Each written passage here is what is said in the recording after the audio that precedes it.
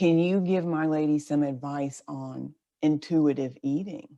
Right. So you might be allergic to some fruit and veg, right? Like I can't eat a kiwi.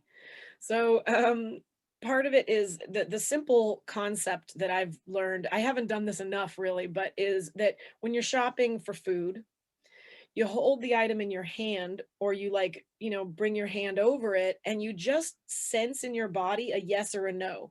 Some people do muscle testing with this where you hold your fingers together and you have to you have to learn doing this by saying okay, yes, and yes is so strong that you can't open it and no is easy to open.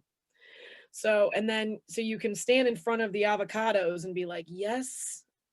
Oh, that's a no. Okay, so can't have the avocado today. So that's one way to do it is to do must learn muscle testing for yourself. And that's just for your own internal sense of is this something I should eat? Now, I don't recommend I do not don't do that with eating mushrooms in the forest. I, I know someone who did that with a mushroom in the forest and regretted it sorely. So don't do this for life or death foods, but but for just general, is this something in vibration with what I should be consuming? And you know, that's I've it. also heard this one where you hold it like in front of your belly. This one works really well for me. And then if my body sort of lean towards it, it can be a supplement or a vegetable or a jar of sauce. But if my I can feel my weight go back in my heels, I go, all right. And that may not be right for me right now.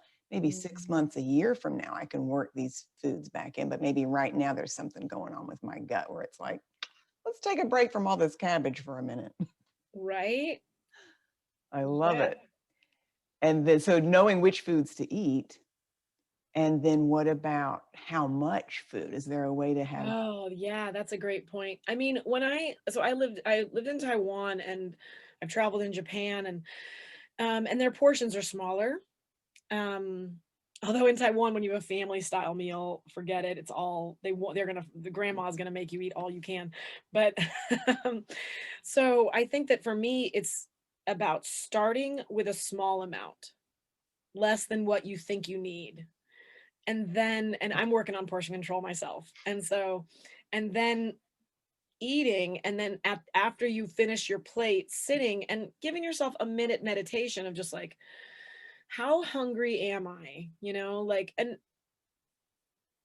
you got to get the neurosis out of the way of judging yourself if you need more food because, like, okay, no, I need another. I'd like, and, should I have the green beans or the steak? And really asking yourself, you're not what obviously your mouth wants the steak. It's my mouth getting out wants of the mouth, cookies. into the belly, or yeah, or you know what? I'm not really hungry for more food. I feel like I need a little sweet treat. What would be a sweet treat I'd like to have, An apple with peanut butter is gonna be too much. So I'll have, this bite of 70% dark chocolate, like giving yourself a sense of sitting before acting.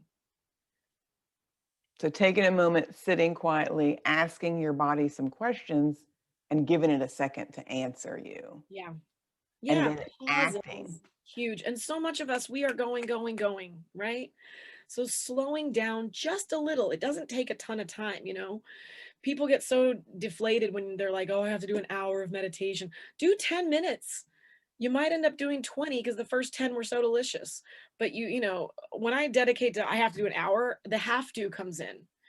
But when I get to do 10 minutes, I get to do 10 minutes of meditation. So it's like with all these little things, it doesn't take a ton of time to increase your intuition. It just takes a little more self awareness.